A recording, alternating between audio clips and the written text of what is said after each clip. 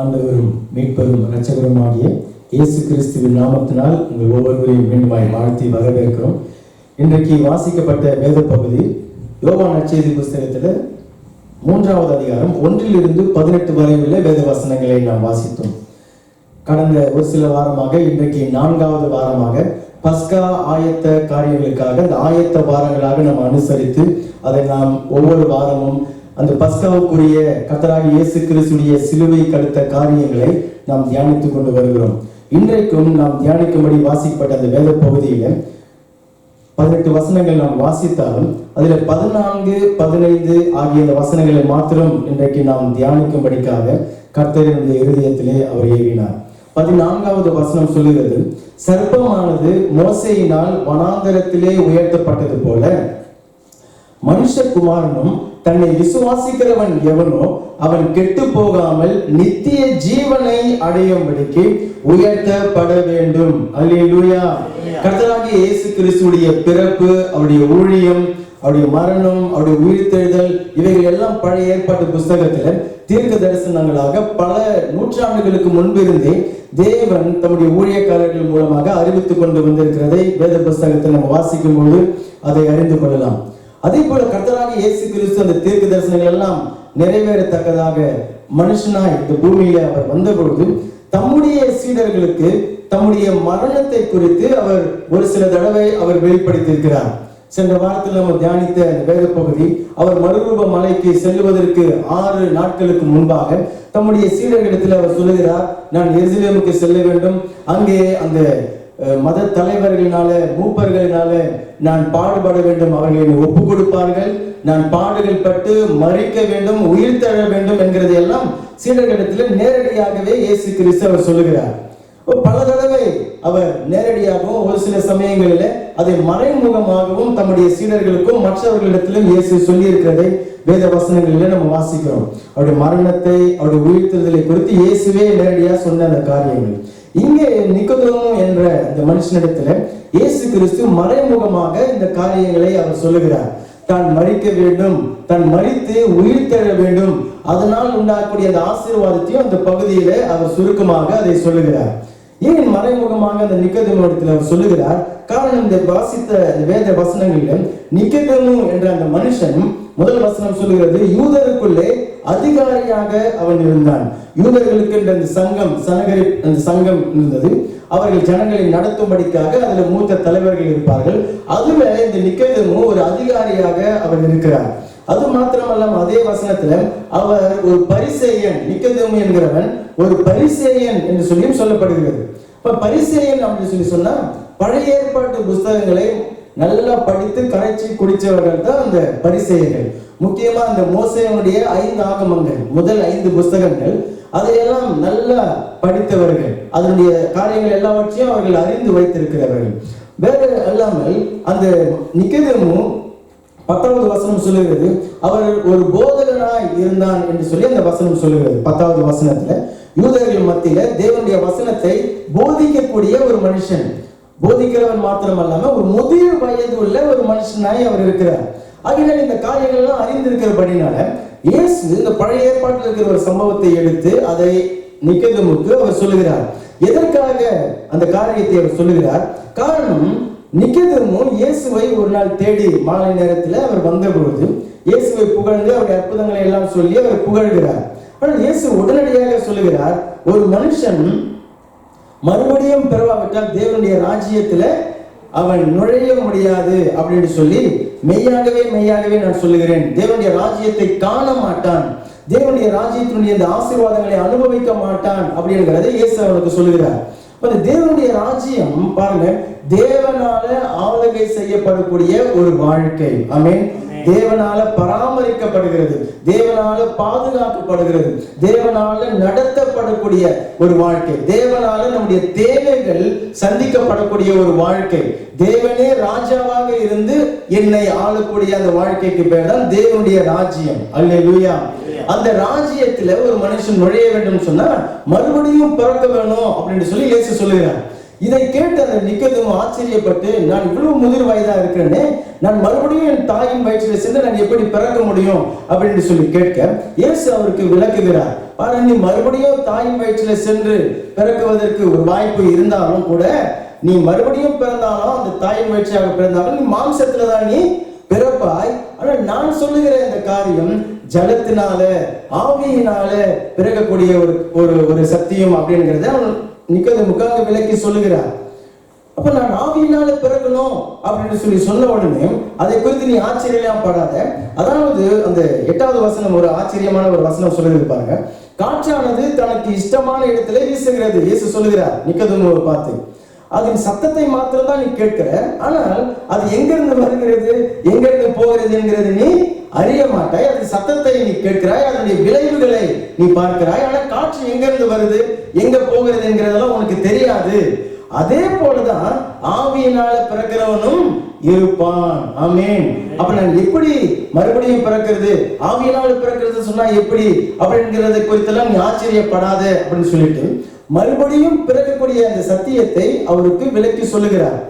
அந்த சமயத்துல தான் 14வது வசனத்துல சொல்லுகிறார், சர்ப்பமானது மோசேயினால் வனாந்தரத்திலே உயர்த்தப்பட்டது போல மனுஷகுமாரனும், அதாவது தன்னை சொல்லுகிறார், இயேசு கிறிஸ்துவாகிய தானும் உயர்த்தப்பட வேண்டும் அப்படின்னு சொல்லி, தன்னை விசுவாசிக்கிறவன் எவனோ அவன் கெட்டு போகாமல் நித்திய ஜீவனை அடையும்படிக்காக அவர் உயர்த்தப்பட வேண்டும் அப்படின்னு சொல்லி இயேசு அங்கு சொல்லுகிறார். அப்ப இந்த சம்பவம் எந்த பகுதியில் நடக்கிறார்? என்னாகமம் புஸ்தகத்துல பழைய ஏற்பாட்டுல 21வது அதிகாரம். நோன்பு சட்டத்தில் வெந்தயம் இந்த பகுதியை நீங்கள் எடுத்துக்கொள்ளுங்கள். என்னாகமம் புஸ்தகத்துல 21வது அதிகாரம் 4வது வசனம். இதெல்லாம் எந்த சம்பவம்?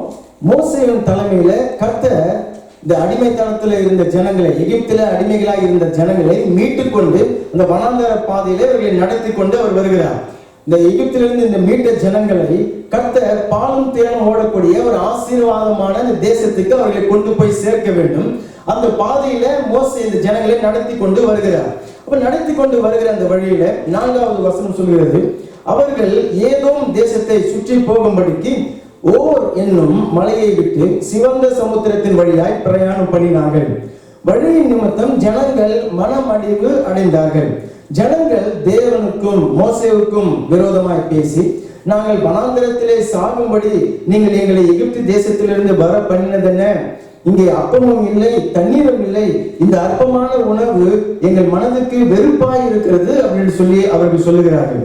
அந்த ஜனங்கள் அந்த பிரயாணத்தின் நிமித்தம் சோர்ந்து போகிறார்கள், வனாந்திரத்தில் நடந்து வருகிறார்கள், சுற்று பாதைகளில் அவங்க நடந்து வருகிறார்கள். அதன் நிமித்தம் அவர்கள் மனம் மடிவாகி மோசேவை பார்த்து முறுமுறுக்கிறார்கள். அந்த வசனம் சொல்லுகிறது, ஜனங்கள் தேவனுக்கும் மோசேவுக்கும் விரோதமாக அவர்கள் முறுமுறுத்தார்களாம். நாங்கள் இந்த எகிப்து தேசத்திலிருந்து எங்களை நீங்க வர பண்ணி எங்களை இந்த வனாந்திரத்துல சாகும்படிக்கு நீ எங்களை கொண்டு வந்தையா அப்படின்னு சொல்லி அவர்கள் முறுமுறுக்கிறார்கள். 6வது வசனம் சொல்லுகிறது, அப்பொழுது கர்த்தர் கொள்ளிவாய் சர்ப்பங்களை ஜனங்களுக்குள்ளாக அவர் அனுப்பினார். அவைகள் ஜனங்களை கடித்ததினால் இஸ்ரவேலுக்குள்ளாக அநேக ஜனங்கள் செத்தார்கள். அப்ப இந்த ஜனங்கள் பாருங்க, இந்த ஒரு வசனத்துல நம்ம வாசிக்கிறோம், நீங்க வீட்டுல மெதுவா வாசித்து பாருங்க. யாத்திராகமம் 15வது அதிகாரத்திலிருந்து இந்த 21வது அதிகாரம், என்னாகும் 21வது அதிகாரம் வர வரைக்கும் இந்த ஜனங்க பல தடவைகள் தேவனுக்கும் விரோதமாகவும் அந்த தேவன் முன்குறித்த தேவன் வைத்திருந்த அந்த மோசே அவனுடைய ஊழியக்காரன் அவனுக்கும் விரோதமாக பல தடவை முறுமுறுத்தார்கள். நான் எண்ணி பார்த்தேன், கிட்டத்தட்ட 12 தடவைகள் அவர்கள் முறுமுறுத்தார்கள். தேவனுக்கும் அந்த மோசேவுக்கும் விரோதமாக அவர்கள் முறுமுறுத்தார்கள் என்று சொல்லி இந்த வேத வசனங்களில் நீங்க வாசிக்க முடியும். அப்ப கர்த்தர் அந்த சமயத்துல கொள்ளிவாய் சர்ப்பத்தை அவர் அனுப்புகிறார். ஏன்?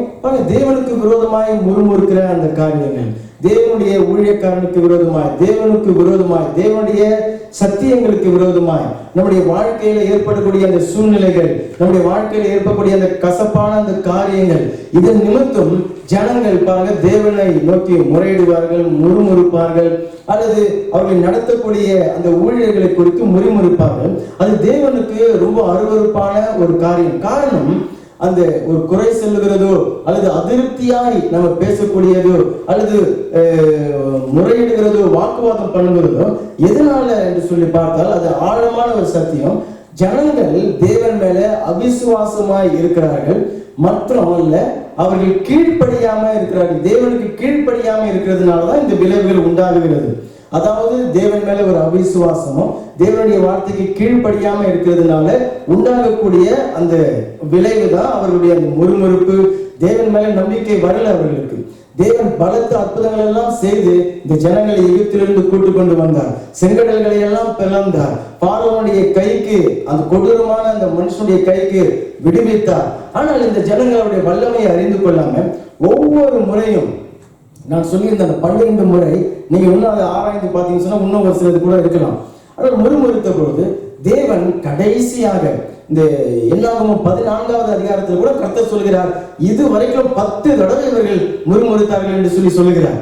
அதற்கு பிறகு 1-2 தடவையும் முறுமுறுக்கிறார்கள். சரி, அப்ப இந்த எல்லா இந்த சூழ்நிலைகள் பிறகுதான் கர்த்தர் என்ன பண்ணுகிறார், இந்த கொள்ளிவாய் சர்ப்பத்தை அனுப்புகிறார். இந்த கொள்ளிவாய் சர்ப்பம் அவர்களை கடித்ததினால அநேக ஜனங்கள் அந்த வனாந்தரத்திலேயே மரித்து போனார்கள் என்று சொல்லி. இந்த கொள்ளிவாய் சர்ப்பம் நீங்க பிரான்சில வாசிக்கும் போது சர்ப்பம் புருலம் அல்லது ஃபியரி சர்பெண்ட் அப்படின்னு சொல்லி இங்கிலீஷ்ல போடப்பட்டிருக்கிறது. சொன்னாக்கா அது நெருப்பை கக்கக்கூடிய பாம்பு அப்படின்னு சொல்லி சொல்லப்பட்டிருக்கிறது. நெருப்பை பாம்பு கக்காது, மாறாக அது கடிக்கும் பொழுது, அந்த வனாந்தரத்து பாதையில வரும்பொழுது அந்த பாம்பு கடிக்கும் பொழுது அதனுடைய வேதனை பாருங்க, தேள் கொட்டும். சிலவர்கள நம்ம இந்தியாவில் இலங்கையில நம்ம இருக்கும்பொழுது தேள் கொட்டி அது எவ்வளவு கொடையும் பாருங்க, எவ்வளவு கொடூரமான ஒரு வலி. அந்த போல வலி இந்த பாம்புடைய கொட்டின அந்த ஒரு வலி. அப்ப அந்த பாம்பு எதை குறிக்கிறது? அந்த கொள்ளிவாய் சர்ப்பம் எதை குறிக்கிறது? பாதாளத்தில் இருக்கக்கூடிய சாத்தானையும் அவனுடைய செயல்களை குறிக்கக்கூடியது. சாத்தானையும் அவனுடைய கும்பலையும் குறிக்கக்கூடியதுதான் இந்த கொள்ளிவாய் சர்ப்பம். இந்த ஜனங்களுக்குள்ளாக அது கடித்ததினால அவர்களுக்குள்ள அந்த விஷம் ஏறி பாருங்க, அந்த சர்ப்பத்தினுடைய அந்த விஷம் மனுஷனுக்குள்ளாக அது ஏறும்போது அது உடனடியாக ரத்தத்துல பாய்ந்து நரம்புகளில் பாய்ந்து அவனை மறிக்க செய்துவிடும். அப்ப ஜனங்கள் எல்லாருமே மறித்து கொண்டிருக்கிறார்கள். இந்த விஷம் எதை குறிக்கிறது? ஒரு மனுஷனுடைய வாழ்க்கையில இருக்கக்கூடிய பாவம், ஜனங்களுடைய வாழ்க்கையில இருக்கக்கூடிய ஒரு பாவம். அப்ப மனுஷன் பாவத்திலேயே பிறக்கிறான் என்று சொல்லி வேதம் சொல்லுகிறது. நம்ம பாவியா இருக்கிறபடியினால்தான் ஜனங்கள் பாவம் செய்கிறார்கள் என்கிறதை வேதத்தில் நம்ம வாசிக்கும் போது அறிந்து கொள்ளலாம். நம்ம பாவம் செய்கிறதுனால புதுசா பாவியாக ஆகிறது இல்லை, மாறாக அந்த பாவத்தின் சாயல் ஒவ்வொரு மனுஷனுக்குள்ளேயும் இருக்கிறது. தாவீது சொல்லும் போது சொல்லுகிறார், என் தாய் என்னை பாவத்திலே கற்பம் தரித்தார். அப்ப அந்த குழந்தை பிறக்கும் பொழுது அது பாவத்துல தான் தரிக்கிறது. ஆகையினால்தான் வேதம் சொல்லுகிறது, நீதிமான் ஒருவனும் இல்லை, எல்லாரும் பாவம் செய்து, உலகத்தில் இருக்கிற எல்லா மனுஷர்களும் பாவம் செய்து தேவ மகிமையை அற்றவர்களானார்கள், தேவனுடைய நீதியை விட்டு விலகி போனார்கள் அப்படி என்று சொல்லி அந்த வசனங்கள் நமக்கு சொல்லுகிறது. அப்ப அந்த பாவம் சாத்தானுடைய அந்த சர்ப்பத்தினுடைய விஷத்திற்கு அது அடையாளமாக இருக்கிறது. ரோமர் 6வது அதிகாரம் 22வது வசனம், ரோமர் 6வது அதிகாரத்துல கடைசி வசனம் இப்படியாக சொல்லுகிறது. ரோமர் 6:1, பாவத்தின் சம்பளம் மரணம். சொல்லுங்க, பாவத்தின் சம்பளம் மரணம். அப்ப அந்த மரணம் என்று சொல்லுகிறது இந்த வாழ்க்கையிலும் சரி, மரித்ததுக்கு பிறகு சரீர மரணத்துக்கு பிறகு உண்டாகக்கூடிய வாழ்க்கைக்கும் சரி, அந்த மரணமும் சரி, அந்த சர்ப்பத்தின் விஷமும் சரி, அந்த பாவத்தின் அந்த விளைவுகளும் சரி, அந்த மனுஷனை அந்த நித்திய நரகத்துக்கு வரைக்கும் அது தாக்குதலை உண்டு பண்ணுகிறது. அப்ப இந்த வாழ்க்கையில அந்த பாவத்தினுடைய விளைவாக சாபங்கள், வியாதிகள், தோல்விகள், போராட்டங்கள், சண்டைகள், சச்சரவுகள், சத்துருடைய கிரியைகள், பில்லிசூனிய கட்டுகளின் கூடிய வல்லமைகள், இருளின் அதிகாரங்கள் ஒரு மனுஷனுடைய வாழ்க்கையை, ஒரு குடும்பத்தை அது ஆளுகை செய்யும்படிக்கு அது வழிகளை திறந்து கொடுக்கிறது. பாருங்க, இந்த கொள்ளிவாய் சர்ப்பங்கள் ஏற்கனவே அந்த வனாந்தரத்தில் இருந்ததுதான். தேள்கள், இன்னும் விஷ ஜந்துக்கள் எல்லாம் அந்த வனாந்தரத்துல இருந்ததுதான். ஆனால் கர்த்தர் இந்த ஜனங்களை விடுதலை பண்ணி நடத்தி கொண்டு வருகிறார். இவங்க என்னைக்கு தேவனுக்கு விரோதமாக, தேவனுடைய ஊழியக்காரன் மோசேக்கு விரோதமாக முறுமுறுத்தார்களோ அன்றைக்கு அந்த பாதுகாப்பு திறக்கப்பட்டு அந்த சர்ப்பம் அதை கடிக்கும்படிக்கு தேவன் அதை விட்டு கொடுத்தார். அப்ப இது எதை குறிக்கிறது? பாருங்க, கர்த்தராகிய இயேசு கிறிஸ்து இந்த சம்பவத்தை அவர் ஞாபகப்படுத்தி அவர் சொல்லுகிறார். யோவான் 3வது அதிகாரத்துல நம்ம வாசித்த அந்த பகுதியில 14-15 சொல்லுகிறார், மோசே வனாந்தரத்துல சர்ப்பத்தை எப்படி உயர்த்தினானோ அதே போல மனுஷகுமாரன் உயர்த்தப்பட வேண்டும். ஏன் உயர்த்தப்பட வேண்டும்? இந்த ஜனங்களை பாம்பு கடித்து அதனுடைய விஷம் ஏறி ஜனங்கள் எல்லாமே மரித்து கொண்டிருக்கிறாங்க, செத்து கொண்டிருக்கிறாங்க. அந்த காட்சியை கொஞ்சம் கற்பனை பண்ணி பாருங்க. வனாந்தரத்துல வானத்தின் கீழே திறந்து விடப்பட்ட ஒரு இடம் மாதிரி எங்க ஓடி போய் ஒழிய முடியும்? எங்க போய் அவர்கள் மருந்து தேட முடியும்? எந்த மருந்தும் அதுக்கு குணமாக்கவே முடியாது. இந்த சர்ப்பத்தின் விஷத்தை போக்குவதற்கு ஒன்றுமே முடியாது. இந்த ஜனங்கள் செத்து கொண்டிருக்கிறாங்க. 30 லட்சம் ஜனங்கள் அப்படியே பரவி இருக்கிறார்கள். ஜனங்கள் செத்துக்கொண்டே இருக்கிறார்கள். இப்ப ஜனங்கள் மோசேயிடத்துல ஓடி போய் தேடுகிறார்கள். மோசே யாரை குறிக்கிறது? இன்றைக்கு மதங்களை அது குறிக்கிறது. தேவனுடைய நியாய பிரமாணத்தை குறிக்கிறது. இன்னைக்கு ஜனங்கள் பாருங்க, தங்களுக்குள்ள இருக்கக்கூடிய அந்த பாவம், அந்த பாவத்தினுடைய விளைவு, அந்த சாபங்கள் அதிலிருந்து விடுதலை ஆகும்படிக்காக மதங்களை, மார்க்கங்களை, புண்ணிய ஸ்தலங்களை அல்லது மனுஷ அவதாரங்களை, மனித தெய்வங்களை எல்லாம் தேடி ஓடிக்கொண்டிருக்கிறது தான் இன்றைக்கு நம்ம உலகத்துல நம்ம பார்க்கிறோம். அது எப்படி இருக்கிறதுன்னு சொன்னா, அன்றைக்கு மோசே அந்த வனாந்தரத்துல அந்த பாம்புகளினால் கடிக்கப்பட்ட அந்த ஜனங்கள் அவர்கள் ஏதோ மருந்து தேடி ஓடுகிறது போல, வனாந்தரத்துல ஏதாவது ஒரு மருந்து கிடைக்குமா, இந்த பாம்பு கொட்டின இந்த இடத்துல நாங்கள் மருந்து தடவை நாங்கள் சுகமாக்கி கொள்ளலாமா என்று சொல்லி தேடி ஓடக்கூடியதுக்கு அடையாளமாக இருக்கிறது. ஆனால் அதனால அவர்களுக்கு ஒரு காலமும் விடுதலை உண்டாகுவது இல்லை. அல்லேலூயா. அப்ப எப்படி அவர்கள் அதிலிருந்து விடுதலை ஆனாங்க? இந்த வசனம் சொல்லுகிறது. 7வது வசனத்தை வாசிக்கலாம். 21வது அதிகாரம் என்னாகமம் புஸ்தகத்துல 7வது வசனம், 21வது அதிகாரம் 7வது வசனம். அதனால் ஜனங்கள் மோசேயினிடத்துல போய், தாங்கள் கர்த்தருக்கும் உமக்கும் விரோதமாய் பேசினதினால் பாவம் செய்தோம். பாருங்க, அந்த மரணத்தின் நிமித்தம், அந்த வேதனையின் நிமித்தம், அந்த கொடுமையின் நிமித்தம் ஜனங்கள் உணர்ந்துட்டாங்க. ஆமா, நாங்க தேவனுக்கும் மோசேக்கும் விரோதமாக நாங்கள் பேசணும் அப்படின்னு சொல்லி அவர்கள் அறிக்கை செய்து மோசேயினிடத்துல கேட்கிறார்கள். சர்ப்பங்கள் எங்களை விட்டு நீங்கும்படி கர்த்தரை நோக்கி விண்ணப்பம் பண்ண வேண்டும் என்றார்கள். மோசே ஜனங்களுக்காக ஜெபம் பண்ணினான். அல்லேலூயா. எப்படிப்பட்ட ஒரு அருமையான ஒரு ஊழியக்காரன் பாருங்க. அந்த ஜனங்களுக்காக தேவனிடத்துல அவன் விண்ணப்பம் பண்ணினானாம், ஜெபம் பண்ணினானாம். என்ன என்று சொல்லி ஜெபம் பண்ணியிருப்பார்? அந்த சர்ப்பங்களை நீக்கி போடும்படிக்கு தான் ஜனங்கள் சொல்றார்கள். ஆனால் கர்த்தர் அங்க ஒரு ஆச்சரியமான ஒரு காரியத்தை சொல்லுகிறார். அல்லேலூயா. ஒரு அற்புதமான ஒரு காரியத்தை இஸ்ரவேல் ஜனங்கள் தங்களுடைய வாழ்க்கையில கற்றுக்கொண்ட ஒரு மிகப்பெரிய ஒரு பாடம் கர்த்தர் சொல்லுகிறார். அந்த 8வது வசனத்துல, அப்பொழுது கர்த்தர் மோசேயை நோக்கி, நீ ஒரு கொள்ளிவாய் சர்ப்பத்தின் உருவத்தை செய்து அதை ஒரு கம்பத்தின் மேல் தூக்கி வை, கடிக்கப்பட்டவன் எவனோ அவன் அதை நோக்கி பார்த்தால் பிழைப்பான் என்றார். அதாவது மோசே ஒரு கொள்ளிவாய் சர்ப்பத்தை, எந்த பாம்பு அவர்களை கடித்ததோ அதே உருவத்துல ஒரு பாம்பை செய்து, வெண்கலத்துல ஒரு பாம்பை செய்து அதை கோலிலே உயர்த்தி வைக்க வேண்டும். வைத்துவிட்டு அதை யாரெல்லாம் நோக்கி பார்ப்பார்களோ அவர்கள் பிழைப்பார்கள் என்று சொல்லி கர்த்தர் சொல்ல 9வது வசனத்துல மோசேவும் அப்படியே மோசே ஒரு வெண்கல சர்ப்பத்தை உண்டாக்கி அதை ஒரு கம்பத்தின் மேல் தூக்கி வைத்தான். சர்ப்பம் ஒருவனை கடித்த பொழுது அவன் அந்த வெண்கல சர்ப்பத்தை நோக்கி பார்த்து பிழைப்பான். அல்லேலூயா, அல்லேலூயா. அந்த சரீரத்துல விஷம் ஏறி அதனால அவருடைய மரணத்தை நோக்கி நடந்து கொண்டிருக்கிற இந்த ஜனங்கள், அந்த வனாந்தரத்துல எங்க போய் ஓடி ஒளிய என்று சொல்லி தேடிக்கொண்டிருக்கிற அந்த ஜனங்கள், அந்த உயர்த்தப்பட்ட அந்த வெண்கல சர்ப்பத்தை அவர்கள் நோக்கி பார்த்த பொழுது கர்த்தர் சொல்லுகிறார், வேதம் சொல்லுகிறது, அவர்கள் பிழைத்தார்கள். அல்லேலூயா. அப்ப இதற்கு தான் கர்த்தராகிய இயேசு கிறிஸ்து தன்னை ஒப்பிடுகிறார். தான் சிலுவையிலே உயர்த்தப்பட போகிறதை இந்த உயர்த்தப்பட்ட வெண்கல சர்ப்பத்திற்கு கர்த்தராகிய இயேசு கிறிஸ்து தன்னை ஒப்பிட்டு அவர் சொல்லுகிறார். ஆமென். அல்லேலூயா.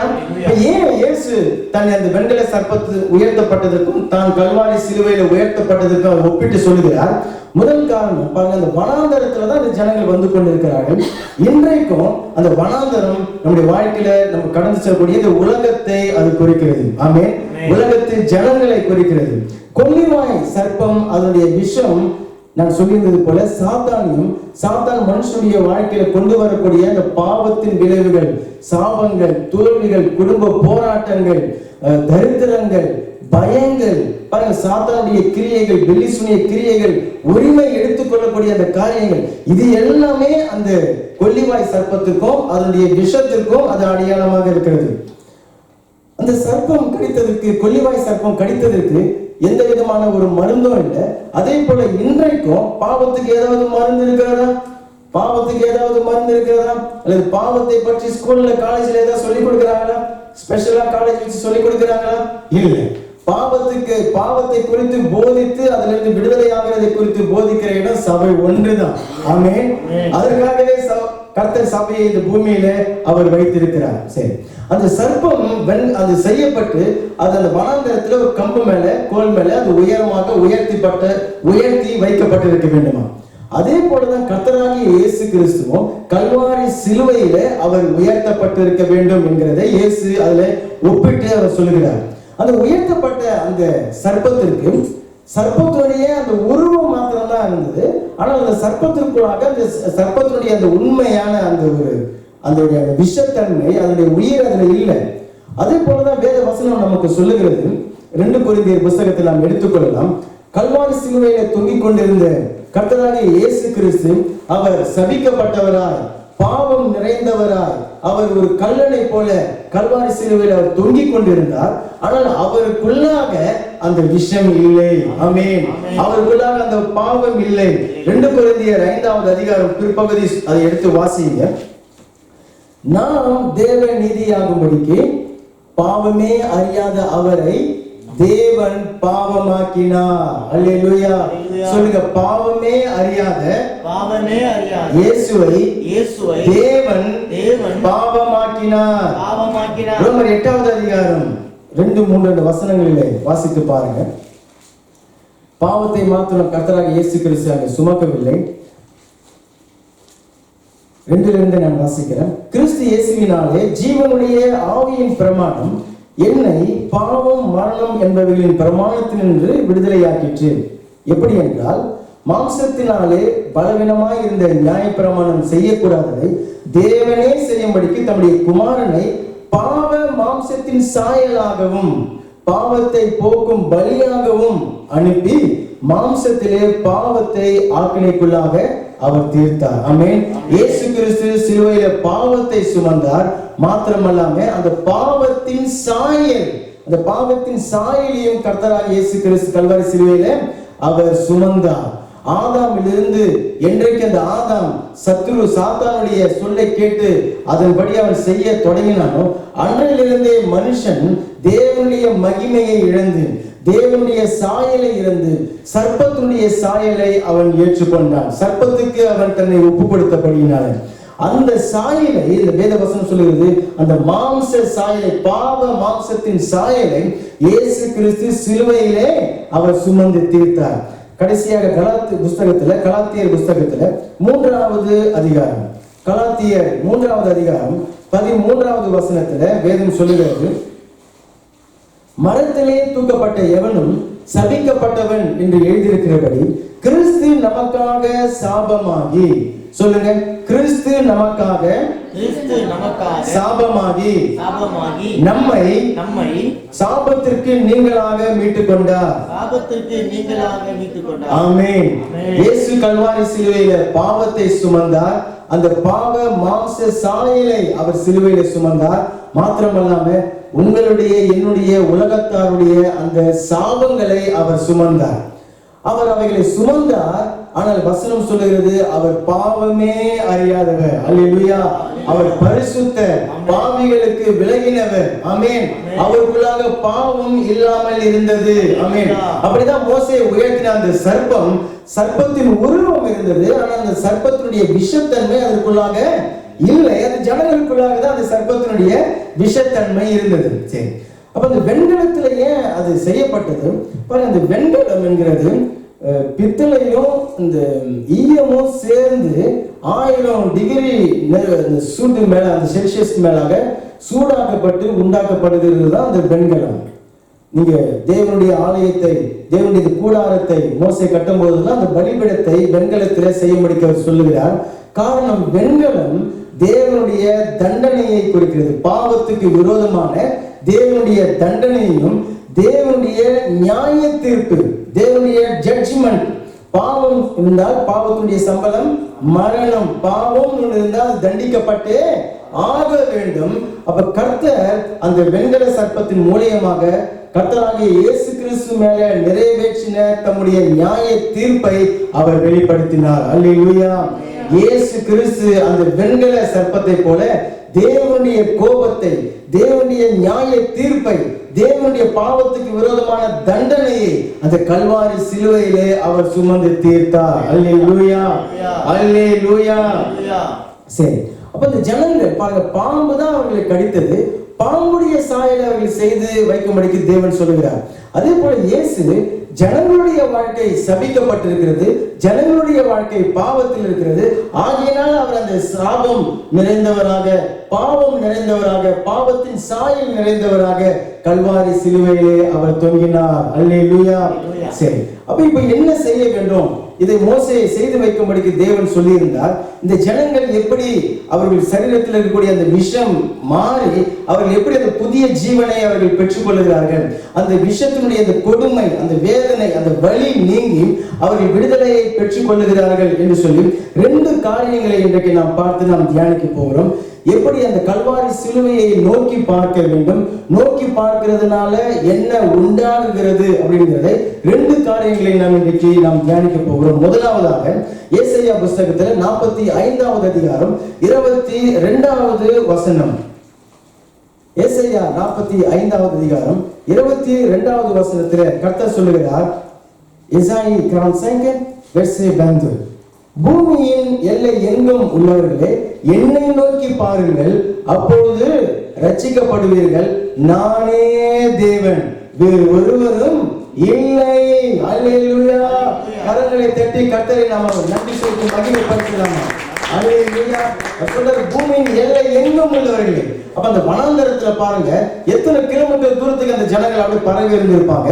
கர்த்தர் சொல்லுகிறார், நீங்க எந்த மூலை முடுக்கில நீங்க இருந்தாலும் சரி என்னை நோக்கி பாருங்கள். அதாவது அந்த உயர்த்தப்பட்ட அந்த வெண்கல சர்ப்பத்தை நீங்க நோக்கி பாருங்க, அப்பொழுது நீங்கள் ரட்சிக்கப்படுவீர்கள், அப்பொழுது நீங்கள் காப்பாற்றப்படுவீர்கள், அப்பொழுது நீங்கள் பிழைத்துக் கொள்வீர்கள். எதிலிருந்து பிழைத்துக் கொள்கிறார்கள்? எதிலிருந்து அவங்க ரட்சிக்கப்படுகிறார்கள்? அவருடைய அந்த பாவத்தில் இருந்தும், அந்த பாவம் அவருடைய வாழ்க்கையில கொண்டு வந்திருந்த அந்த பாம்பின் விஷத்தில் இருந்தும், அந்த பாம்பின் விஷத்தினால் அவருடைய வாழ்க்கையில உண்டான அந்த மரணத்தில் இருந்தும் அவர்கள் மீட்கப்படும்படிக்காக கர்த்தர் அந்த காரியத்தை சொல்லுகிறார். பூமியின் எல்லை எங்கும் உள்ளவர்களே என்னை நோக்கி பாருங்கள். இன்றைக்கும் கூட பாருங்க, எந்த ஒரு மதம், மார்க்கம், ஜாதி, இனம், எந்த ஒரு பாகுபாடும் இல்லாம பூமியில எந்த எல்லையில இருக்கக்கூடிய எந்த ஒரு ஜனமும் சரி, கர்த்தராகிய இயேசு கிறிஸ்து கல்வாரி சிலுவையில இது நியாய தீர்ப்பை, ஜனங்களுக்காக நியாய தீர்ப்பை அனுபவித்த இயேசு கிறிஸ்துவை நோக்கி பார்க்கிற அத்தனை ஜனங்களுக்கும் கர்த்தர் சொல்லுகிறார், நீங்கள் ரட்சிக்கப்படுவீர்கள். அல்லேலூயா. நீங்கள் பிழைப்பீர்கள். காரணம், நான் ஏற்படுத்தி வைத்திருக்கிற ஒரே வழி அது மாத்திரம்தான். ஆமென். அந்த வனாந்தரத்துல பாருங்க, இவ்வளவு ஜனங்கள் இருந்தார்கள் என்று சொல்லி மோசேயிடத்துல தேவன் 1 கிலோமீட்டருக்கு 1 கிலோமீட்டர் இந்த போஸ்ட் நடுற மாதிரி ஒரு வெண்கல சர்ப்பத்தை நடுன்னு சொல்லல, அவ்வளவு லட்சம் ஜனங்களுக்கும் ஒரே ஒரு வெண்கல சர்ப்பம். ஆமென். அப்ப இந்த மொத்த உலகத்துக்கும் கர்த்தர் ஒரே ஒரு இரட்சகரை அவர் நமக்கு கொடுத்திருக்கிறார். கர்த்தராகிய இயேசு கிறிஸ்து ஒருவர் தான் அந்த இரட்சகர். சரி, அப்ப அவரை நோக்கி பார்க்கிறது அப்படின்னு சொல்லி சொன்னா என்ன அர்த்தம்? அந்த வனாந்தரத்துல அந்த வெண்கல சர்ப்பம் உயர்த்தப்பட்டிருந்தது. இந்த ஜனங்கள் எவ்வளவு தூரத்துல இருந்தாலும் கவனிங்க, அந்த வனாந்தரத்துல அடிக்கிற அந்த வெயில்ல அந்த வெண்கலனால பலபலன்னு ஜொலிக்குமா. அப்ப எவ்வளவு தூரத்துல இருந்தாலும் அந்த ஜனங்கள் அதை நோக்கி பார்க்கும்போது அவர்கள் விடுதலையானார்கள், அவர்கள் பிழைத்துக் கொண்டார்கள். அப்ப இன்றைக்கு அந்த வெண்கல சர்ப்பத்தை நோக்கி பார்க்கிறது அப்படின்னு சொல்லி சொன்னா என்ன அர்த்தம்? நம்ம வாசித்த அந்த என்னாகமம் 21:7 அந்த ஜனங்கள் முதலாவது செய்த அந்த காரியத்தை பாருங்க. அவர்கள் தங்களுடைய பாவத்தை அவர்கள் உணர்ந்தார்கள். ஆமென்.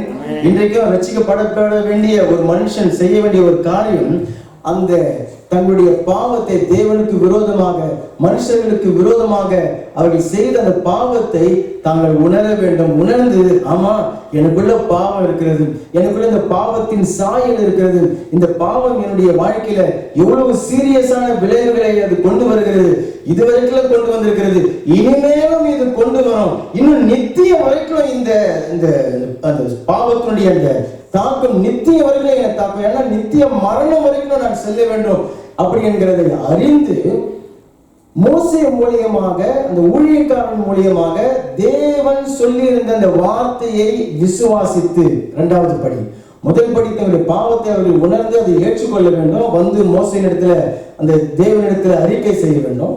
இரண்டாவதாக மோசே மூலியமாக தேவன் சொல்லியிருந்த அந்த வார்த்தையை அவர்கள் விசுவாசித்து ஏற்றுக்கொள்ள வேண்டும். என்னென்று சொல்லி தேவன் சொல்லியிருந்தார், இந்த வெண்கல சர்ப்பத்தை நீங்க பார்த்தால் நீங்க பிழைப்பீங்க அப்படின்னு சொல்லி மோசேவை கொண்டு தேவன் சொல்லியிருந்தார். அதை அவர்கள் விசுவாசிக்க வேண்டும். ஆமென். ஆமா, இந்த வெண்கல சர்ப்பத்தை பார்த்தா என்னுடைய மரணத்திலிருந்து நான் விடுதலை ஆவேன் என்று சொல்லி தேவன் சொல்லி இருக்கிறார், இதை நான் ஏற்றுக்கொள்கிறேன் அப்படின்னு சொல்லி ஒரு எதிர்பார்ப்போடு, ஆமென், ஒரு நம்பிக்கையோடு அந்த கல்வாரி சிலுவையை நோக்கி பார்க்கிற எந்த ஒரு மனுஷனும் அவன் ரட்சிக்கப்படுவான். அல்லேலூயா, அல்லேலூயா. அதை நோக்கி பார்க்கும் பொழுது அவர்கள் ரட்சிக்கப்படுவார்கள். அப்போஸ்தலர் நடபடிகள் புத்தகத்துல 4வது அதிகாரம் 12வது வசனம் இப்படியாக சொல்லுகிறது.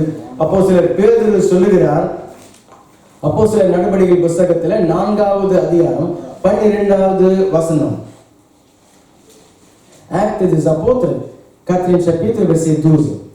அவராலே அன்றி வேறு ஒருவராலும் ரட்சிப்பு இல்லை, நாம் ரட்சிக்கப்படும்படிக்கு வானத்தின் கீழங்கும் மனுஷர்களுக்குள்ள அவருடைய நாமமே அல்லாமல் வேறொரு நாமம் கட்டளைப்படவும் இல்லை. அல்லேலூயா. அவராலே அன்றி, இயேசு கிறிஸ்துவாலே அன்றி வேறு ஒருவராலும் ஒரு மனுஷனுக்கு இந்த பாவத்திலிருந்து, பாவத்தின் விளைவுகளிலிருந்து, மரணத்திலிருந்து ரட்சிப்பே இல்லை, காப்பாற்றப்படுதலே இல்லை, வானத்தின் கீழங்கும். ஆமென். அன்றைக்கு அந்த வனாந்தரத்துல, இன்றைக்கு உலகத்துல மனுஷர்களுக்கு இயேசு கிறிஸ்துவின் நாமமே அல்லாமல் வேறொரு நாமம் கொடுக்கப்படவே இல்லை. ஆமென். அப்ப அன்றைக்கு அந்த காட்சி யோசனை பண்ணி பாருங்க. மோசேவை குறித்து இந்த ஜனங்களுக்கு ஏற்கனவே தெரியும். மோசே எகிப்தில நல்லா படித்து நிறைய கலைகளை எல்லாம் கற்றவர், ராஜா வீட்டு பிள்ளைகளை போல வளர்ந்தவர் தான் அந்த மோசே.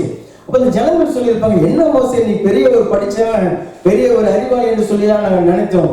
எங்களை பாம்பு கடித்து விஷம் எங்களுடைய வாழ்க்கையில ஏறி இருக்குது, அது எங்களுடைய வாழ்க்கையில இவ்வளவு போராட்டங்களையும் சாபங்களையும் நித்திய மரணத்தையும் அது உண்டாக்குகிறது.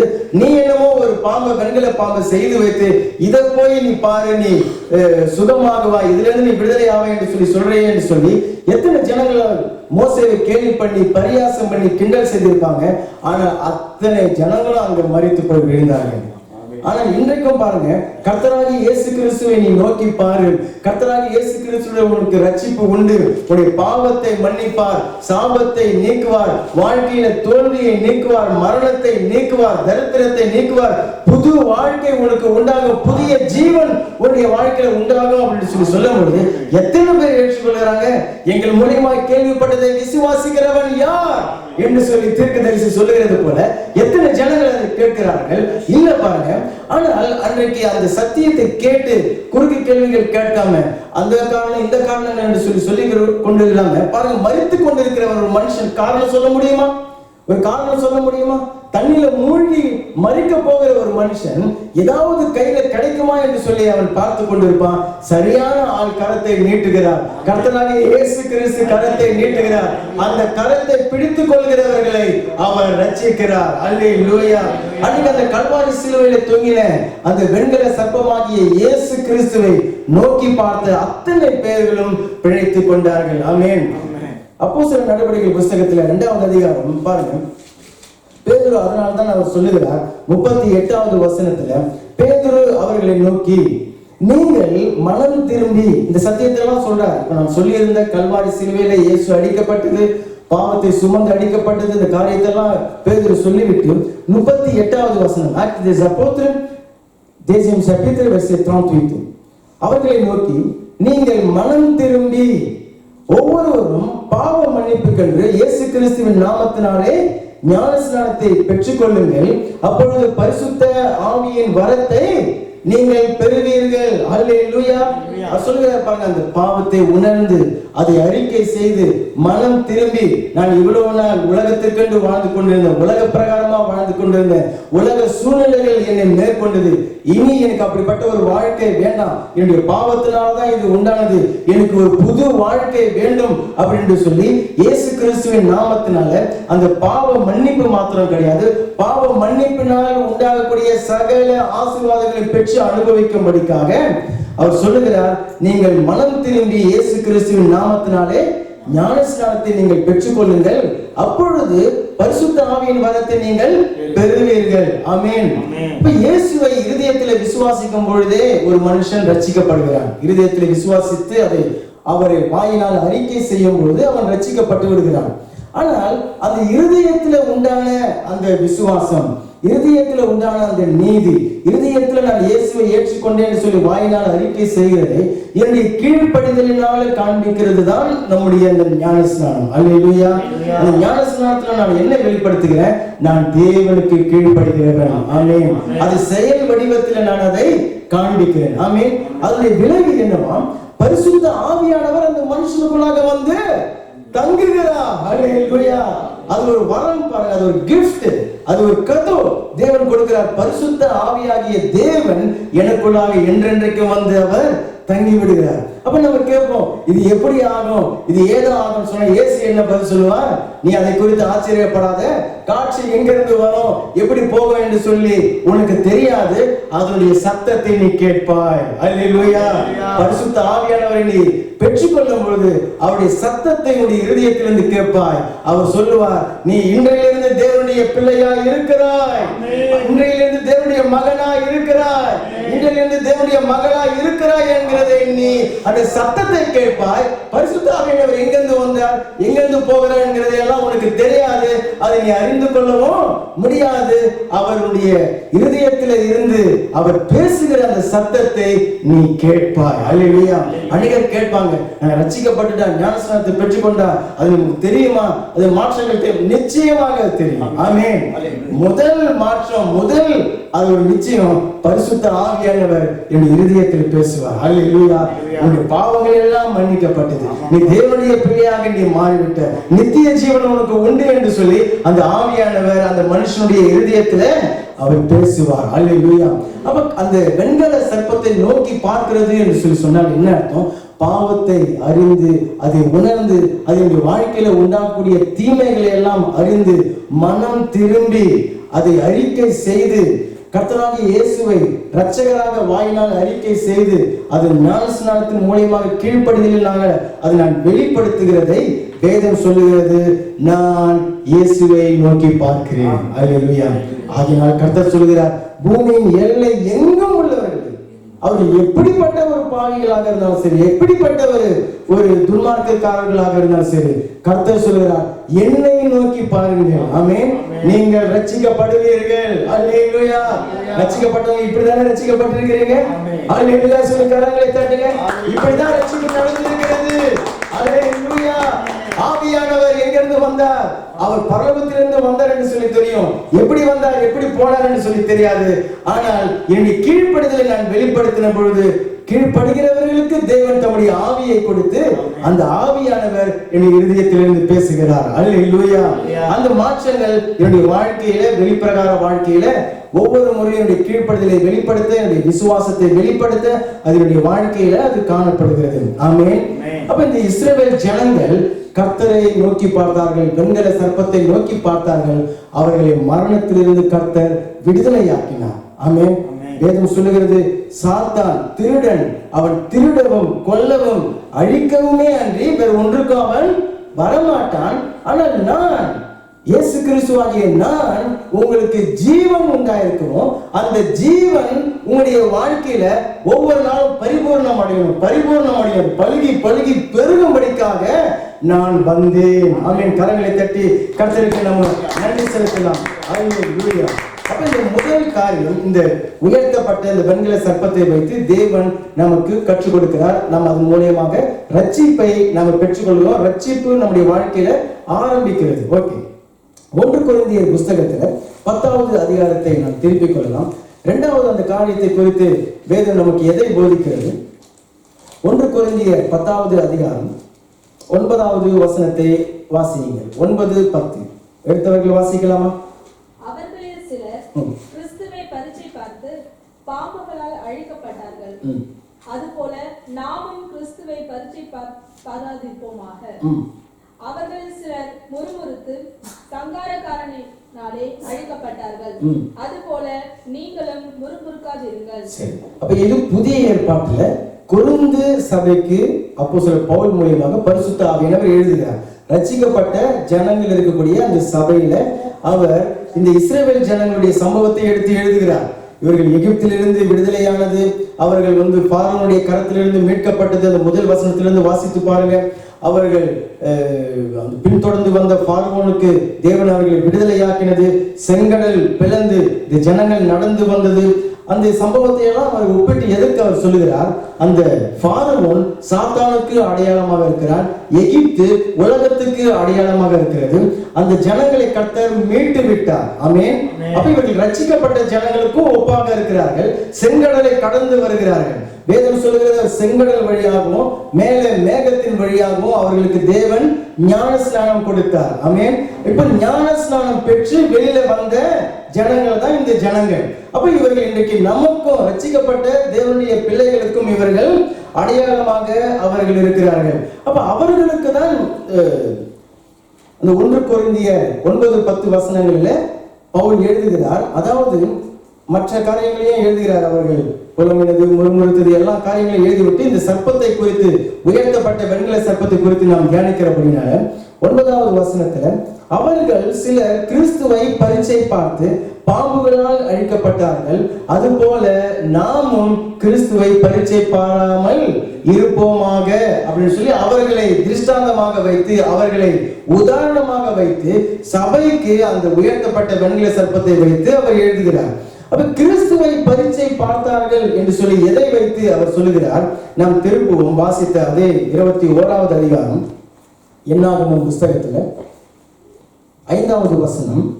ஜனங்கள் தேவனுக்கும் மோசேவுக்கும் விரோதமாக பேசி, நாங்கள் வனாந்தரத்திலே சாகும்படி நீங்கள் எங்களை எகிப்து தேசத்திலிருந்து வர பண்ணினது என்ன? இங்கே அப்பமும் இல்லை, தண்ணீரும் இல்லை, இந்த அற்பமான உணவு எங்கள் மனதுக்கு வெறுப்பாய் இருக்கிறது அப்படின்னு சொல்லி அவர்கள் தேவனுக்கும் மோசேவுக்கும் விரோதமாக முறுமுறுத்ததை தான் இந்த வேத வசனம் சொல்லுகிறது. அவர்கள் கிறிஸ்துவை பரீட்சை பார்த்தார்களாம். காரணம் பாருங்க, அற்புத விதமாக தேவன் மன்னாவை அவருடைய வாழ்க்கையில பொழிய செய்கிறார். அற்புத விதமாக தூதர்களுடைய உணவு 1 நாள் இல்ல 2 நாள் இல்ல 40 வருஷங்கள் தேவன் அதை காலையில அவர்களுக்கு அதை பொழிய பண்ணினார், மாலையில காடைகளை கொண்டு வந்தார், இறைச்சிகளை கொண்டு வந்தார். ஆனா இவங்க என்ன சொல்லுகிறாங்க? அந்த சாப்பிட்டு சாப்பிட்டு பழக்கமானதுனால ஒரு சில காரியத்துல நம்ம பழகிடும் பொழுது அதுல நமக்கு ஒரு வெறுப்பு வந்துவிடும். பாருங்க, இந்த ஜனங்கள் சொல்றாங்க, இந்த அற்பமான உணவு எங்கள் மனதுக்கு வெறுப்பா இருக்கிறது. அது மன்னா யாரு? வானத்திலிருந்து இறங்கி வந்த கர்த்தராகிய இயேசு கிறிஸ்து. அல்லேலூயா. அவருடைய சத்திய வசனங்கள், அவருடைய வேத வார்த்தைகள், நானே வாழ்வளிக்கிற அப்பம் என்று சொல்லி சொன்ன அந்த அப்பத்தை இவர்கள் வெறுத்தார்கள். இவருடைய மனம் அதை வெறுத்தது. கர்த்தர் சொல்கிறார், தேவனுக்கு விரோதமாகவும் அவருடைய ஊழியக்காரனுக்கும் விரோதமாகவும் அவர்கள் வெறுத்து அந்த கிறிஸ்துவை இவர்கள் பரீட்சை பார்த்தார்கள் என்று சொல்லி நான் சொல்லியிருந்தேன். அந்த யாத்திராகமம் 15 இந்த 21வது அதிகாரம் வரைக்கும் அவர்கள் 12 முறை கிட்ட அவர்கள் முறுமுறுத்தார்கள் என்று சொல்லி இந்த வசனத்தில் நம்ம வாசித்தோம். முதல் முறையாக அவர்கள் முறுமுறுத்த அந்த சம்பவத்தை நாம் எடுத்து வாசிக்கலாம். அதுல என்ன சொல்லுகிறார்? யாத்திராகமம் 15வது அதிகாரத்துல 14வது அதிகாரம் 22வது வசனம். நீங்க உங்களுக்கு நேரம் இருந்தா அதை எடுத்து வாசித்து பாருங்க, ரொம்ப பிரயோஜனமானது. அந்த ஜனங்கள் எப்படியெல்லாம் பேசினார்கள் என்கிறதை அந்த வசனத்திலிருந்து நம்ம அறிந்து கொள்ளலாம். 2வது, இன்றைக்கு முதல் காரியத்தை பார்த்தோம். கர்த்தராகிய இயேசு கிறிஸ்து உயர்த்தப்பட்டிருக்கிறவரை நாம் நோக்கி பார்க்கும் பொழுது நாம் ரட்சிப்பை பெற்றுக் கொள்கிறோம். நோக்கி பார்க்கிறது என்று சொன்னால் என்ன அர்த்தம் என்கிறதை பார்த்தோம். அவர்கள் பெற்றுக்கொண்ட அந்த ரட்சிப்பு என்ன என்று சொல்லி பார்த்தோம். இங்க 2வது, அந்த உயர்த்தப்பட்ட வெண்கல சர்ப்பத்தை நோக்கி பார்க்கிறது என்று சொன்னால் என்ன அர்த்தம், நோக்கி பார்க்கிறதுனால என்ன ஆசீர்வாதம் உண்டாகிறது என்கிறதை நம்ம தியானிக்க இருக்கிறோம். அந்த 22வது வசனத்துல, பின்பு மோசே இஸ்ரவேல் ஜனங்களை சிவந்த சமுத்திரத்திலிருந்து பிரயாணப்படுத்தினான். அவர்கள் சூர் வனாந்தரத்துக்கு புறப்பட்டு போய் 3 நாள் வனாந்தரத்திலே தண்ணீர் கிடையாமல் நடந்தார்கள். இப்போதான் அந்த செங்கடலை பிளந்து கர்த்தர் அவர்களை விடுதலையாக்கி கொண்டு வருகிறார். செங்கடலிருந்து வெளியே வருகிறார்கள் ஞானஸ்நானம் பெற்ற ஜனங்கள். 23வது, அவர்கள் மாராவிலே வந்தபோது மாராவின் தண்ணீர் கசப்பா இருந்ததுனால அதை குடிக்க அவர்களுக்கு கூடாமல் இருந்தது. அதனாலே அவ்விடத்திற்கு மாரா என்று பெயரிடப்பட்டது. அப்பொழுது ஜனங்கள் பாருங்க, இப்பதான் முதல் முறையாக அவங்க அந்த செங்கடலை விட்டு வெளியில வந்த உடனே முதல் முறையாக அந்த 12 முறையில முதல் முறையாக முறுமுறுக்கிறார்கள். அவர்கள் சொல்கிறார்கள், மோசேவுக்கு விரோதமாய் முறுமுறுத்து எண்ணத்தை குடிப்போம் அப்படின்னு சொல்லி கேட்கிறார்கள். எண்ணத்தை குடிப்போம். கர்த்தராகிய இயேசு சொல்றாரு பாருங்க, எண்ணத்தை குடிப்போம், எண்ணத்தை உடுப்போம், எண்ணத்தை தின்போம் என்று சொல்லி நீங்க கவலைப்படாமல் இருங்கள் என்று சொல்லி. சரி, அப்ப இந்த செங்கடலை விட்டு வெளியில வந்த இந்த ஜனங்கள் தாகத்தினால நிறைந்திருந்தாங்க. இது இயல்புதான், வனாந்தரத்தில் நடக்கும்போது தாகம் உண்டாகும். மோசேவும் இவர்கள ஒரு மனுஷனாக இவர்களை தலைமையில நின்று நடத்தக்கூடியவன். மற்றபடி இவனும் அதே ஜனங்கள் போலதான்.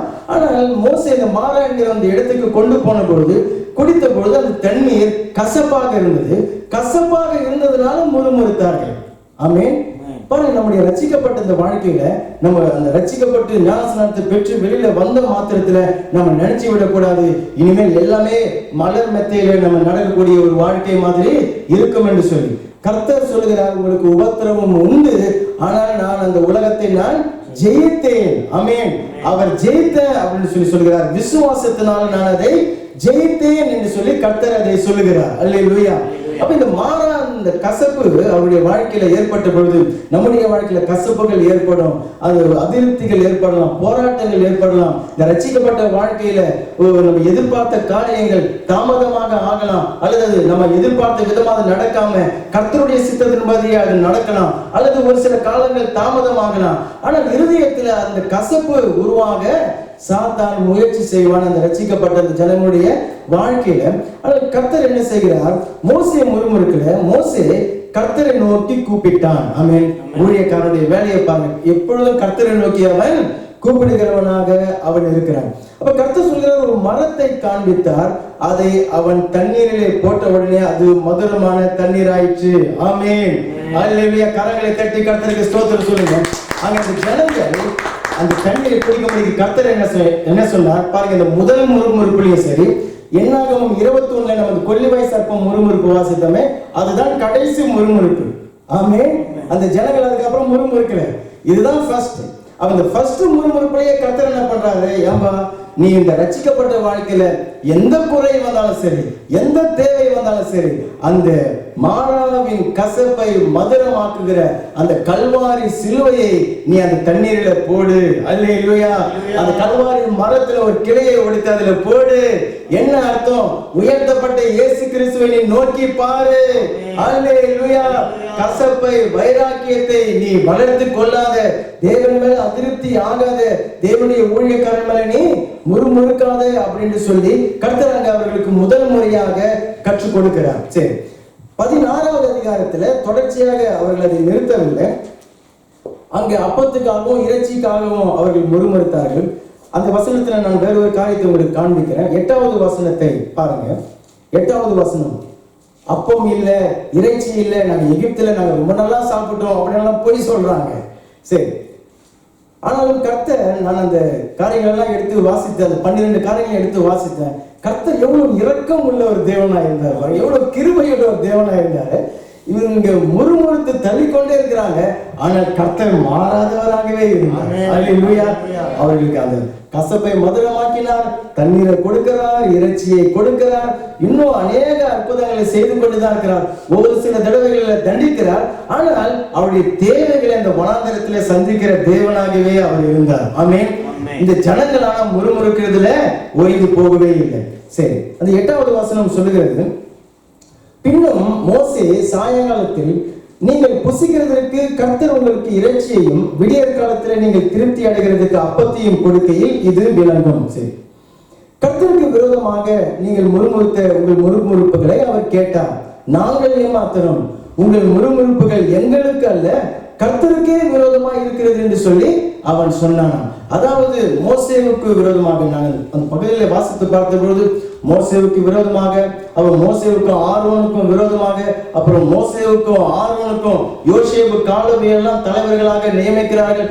அவர்களுக்கு விரோதமாக இந்த ஜனங்கள் எப்பொழுதும் கலகம் பண்ணுகிறவர்களாகவும் முறுமுறுக்கிறவர்களாகவும் இருந்தார்கள். ஒரு சில சமயத்தில் கல்லெடுத்து அடித்து இவர்களை கொலை செய்து போட்டா கூட பரவாயில்ல, எங்களை இப்படி எகிப்திலிருந்து கொண்டு வந்து எங்களை சாகடிக்கிறார்களே, உன்னை நீ யாரா நீ காட்டிக்க விரும்புகிற அப்படின்னு சொல்லி எல்லாம் அந்த மோசேவை குறித்து அவர்கள் பேசினார்கள். ஒரு சில சமயத்துல சரி இந்த மோசேவை வேண்டாம், ஆரோனை வேண்டாம், நம்ம ஒரு தனியா ஒரு லீடர், நம்ம ஒரு தலைவனை ஏற்படுத்திக் கொண்டு நம்ம திரும்ப எகிப்துக்கு போயிடலாம் அப்படின்னு சொல்லி எல்லாம் தீர்மானம் எடுக்கிறாங்க. பாருங்க, இந்த பழைய இந்த உலக வாழ்க்கைக்கு நம்ம போயிடலாம், அங்க நல்லா சாப்பிட்டோம், நல்ல இறைச்சியை சாப்பிட்டோம், நல்ல மீனை சாப்பிட்டோம், நல்ல காய்கறிகளை சாப்பிட்டோம், கீரைகளை சாப்பிட்டோம் அப்படின்னு சொல்லி எல்லாம் அவர்கள் சொல்லி கொண்டிருக்கிறாங்க.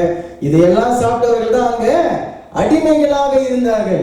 இவருடைய புலம்பலையும் இவருடைய கூக்குரலையும் இவருடைய அழுகையும் ஆலோட்டிகள் இவர்களை படுத்துகிற பாடுகளை இவருடைய கூக்குரலை கேட்டுதான் கர்த்தர் மோசேவை அனுப்பினார்.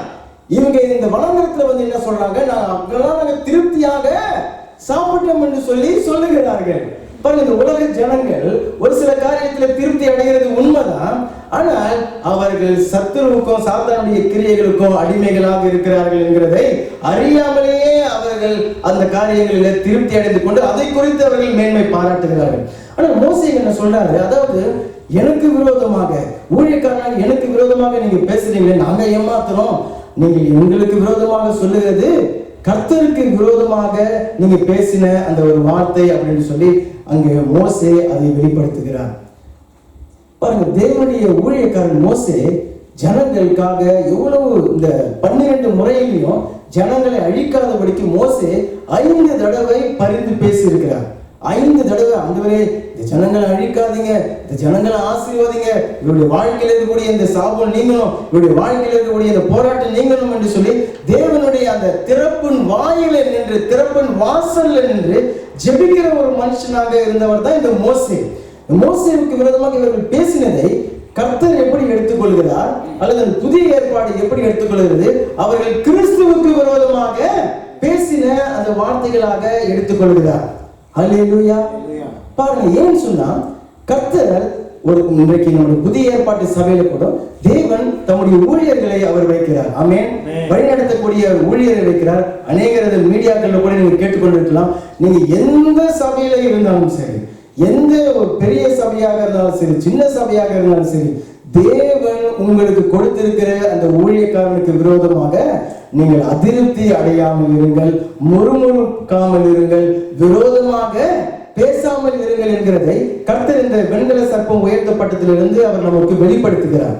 காரணம் பாருங்க, சபையில என்று சொல்லி சொல்லும்போது வேதம் நமக்கு கற்றுக் கொடுக்கிறது. சபையில எப்படிப்பட்ட வார்த்தைகள் இருக்கிறது? ஆறுதலான வார்த்தைகளை தேவன் அனுப்புகிறார். ஆமென். அன்பான வார்த்தைகளை அவர் அனுப்புகிறார். பாவத்தை கண்டித்து உணர்த்தக்கூடிய வார்த்தைகளை அவர் அனுப்புகிறார். திருத்தக்கூடிய வார்த்தைகளை அவர் அனுப்புகிறார். கற்பிக்கக்கூடிய படிப்பிக்கிற வார்த்தைகளை கர்த்தர் அவர் அனுப்புகிறார். தேற்றக்கூடிய வார்த்தைகளை அனுப்புகிறார். அதுதான் சபை. அப்போ அந்த ஊழியக்காரன் தேவனுடைய சத்தத்தை கேட்டு தேவனிடத்திலிருந்து ஜெபித்த அந்த வார்த்தைகளை கொடுக்கும் பொழுது அது ஒரு காலமும் நம்முடைய இருதயத்தை காயப்படுத்தாமல் நாம் காத்துக்கொள்ள வேண்டும். ஆமென்.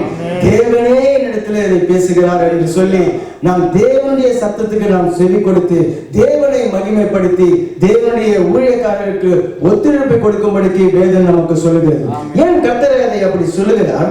1 கொரிந்தியர் புஸ்தகத்துல 4வது அதிகாரத்தை எடுத்துக்கொள்ளுங்க. ஏன் அந்த உங்களுடைய சபை ஊழியரை குறித்து வேதம் நமக்கு என்ன சொல்லுகிறது? 1 கொரிந்தியர் 4வது அதிகாரத்துல 15வது வசனம். கிறிஸ்துவுக்குள் 10,000 சொன்னா எத்தனை? திரும்ப அந்த வார்த்தை வரும். 10,000 10,000. கிறிஸ்துவுக்குள் உங்களுக்கு 10,000 உபாத்தியர்கள் சொன்னா போதிக்கிறவர்கள். கிறிஸ்துவுக்குள் 10,000 உபாத்தியர்கள் உங்களுக்கு இருந்தாலும் தகப்பன்மார் அநேகர் உங்களுக்கு இல்லையே. கிறிஸ்து இயேசுவுக்குள் சுவிசேஷத்தினால நான் உங்களை பெற்றேன். அல்லேலூயா. அவர் என்ன எழுதுகிறார்? அந்த தேவனுடைய ஊழியக்காரன் தேவனுடைய சுவிசேஷத்தை அறிவித்ததுனால தேவனுடைய வார்த்தையினாலதான் நம்ம மறுபடியும் பிறந்திருக்கிறோம். நம்ம எப்படி பிறந்திருக்கிறோம்? எப்படி மறுபடியும் பிறந்திருக்கிறோம்? நிக்கோதேமு மாதிரி கேள்வி கேட்டோமா? பாருங்க, தேவனுடைய வார்த்தையை கேட்டோம், தேவனுடைய வார்த்தையினால நம்ம பிறந்திருக்கிறோம். அவர் சொல்லுகிறார், நான் உங்களுக்கு அந்த சுவிசேஷத்தை சொல்லி நான் உங்களை பெற்றேன் என்று சொல்றார். ஆமென். சொன்ன என்ன அர்த்தம்? அவர் தகப்பனாக அந்த வசனத்திலே சொல்றாரு பாருங்க, உங்களுக்கு அநேக உபாத்தியர்கள் இருந்தாலும் தகப்பன்மார் அநேக இல்லையே. அதனாலதான் அந்த ஊழியர்களை, அந்த சபையின் ஊழியரை எப்படி அழைக்கிறது? ஆவிக்குரிய தகப்பன். ஆமென், அல்லேலூயா சொல்லுங்க. ஆவிக்குரிய தகப்பன். அநேகர் போதிக்கலாம், அநேக பிரசங்கம் பண்ணுவார்கள். இன்றைக்கு பாருங்க, மீடியாக்கள் வளர்ந்து இருக்கிறது. இப்ப இந்த வார்த்தைகள் கூட மீடியாக்கள்ல போகலாம். மீடியாவை கேட்டுக்கொண்டிருக்கிறவர்களுக்கு நான் தகப்பன் அல்ல, ஆவிக்குரிய தகப்பன் அல்ல. நீங்க எந்த சபையில் இருக்கிறீங்களோ, உங்களை எந்த ஊழியன் வழி நடத்துகிறாரோ, அந்த ஊழியர் தான் உங்களுடைய ஆவிக்குரிய தகப்பன். அல்லேலூயா, அல்லேலூயா. அப்ப அங்க அவர் சொல்லுகிறார், ஆவிக்குரிய அந்த தகப்பன் மாத்திரம் அல்லாம அவர் சொல்லுகிறார் 1 தெசலோனிக்கேயர் புத்தகத்துல 1 தெசலோனிக்கேயர் புத்தகத்துல 2வது அதிகாரம். இன்னைக்கு நம்ம சத்தியத்தை நாம் அறிந்து கொள்வோம். ரொம்ப அடிப்படையான ஆனாலும் மிகவும் முக்கியமான ஒரு சத்தியம். 1 தெசலோனிக்கேயர் 2வது அதிகாரம் 7வது வசனத்துல பரிசுத்த ஆவியானவர் எழுதுகிறார். 7வது வசனம், உங்களிடத்தில் பட்சமாய் நடந்து கொண்டோம், பால் கொடுக்கிற தாயானவள் தன் பிள்ளைகளை காப்பாற்றுகிறது போல நாங்கள் உங்கள் மேல் வாஞ்சியாய் இருந்து தேவனுடைய சுவிசேஷத்தை உங்களுக்கு கொடுத்ததும் அல்லாமல் நீங்கள் எங்களுக்கு பிரியமானவர்களானபடியினால எங்கள் ஜீவனையும் உங்களுக்கு கொடுக்க மனதாய் இருந்தோம். அவர் என்ன சொல்றாரு? உங்களிடத்தில் நாங்கள் பட்சமா நடந்து கொண்டோம். எப்படி பட்சமாய் அவர் நடந்து கொண்டாராம்? இவர் முதல்ல போய் சுவிசேஷத்தை சொல்லி ஒரு தகப்பனாக சுவிசேஷத்தை சொல்லி அவர்களை பெற்று எடுத்து விட்டார். இப்ப அவர்கள் குழந்தைகளாக இருக்கிறாங்க. இப்ப அந்த குழந்தைகள் மேல இவர் அன்பா இருக்கிறபடினால தகப்பனாக மாத்திராம தாயாகவும் இருந்து அவர் என்ன பண்ணுகிறார்? இப்போ தேவனுடைய சத்தியத்தை அவர்களுக்கு அந்த பாலாக, உணவாக அதை அவர் போதிக்கிறார். ஆமென். அதனால்தான் சொல்கிறார் பாருங்க, தேவனுடைய சுவிசேஷத்தை உங்களுக்கு கொடுத்ததும் அல்லாமல். அப்பனா அது கொடுத்த பொழுது அவர்கள் பிறந்திருக்கிறார்கள். நீங்கள் எங்களுக்கு பிரியமானவர்களானபடியினால எங்கள் ஜீவனையும் உங்களுக்கு கொடுக்க மனதாக இருந்தோம். எப்படி உங்களை வழிநடத்துகிற அந்த ஊழியன் உங்களுக்கு ஜீவனை கொடுக்கிறார்? எப்படி ஒரு தாய் பாருங்க, பால் கொடுக்கிற அந்த தாயை பாருங்க, அவள் தன்னுடைய ரத்தத்திலிருந்து தன்னுடைய ஜீவனையே பாலாக மாற்றி தன்னுடைய குழந்தைக்கு அவள் கொடுக்கிறாள். அல்லேலூயா.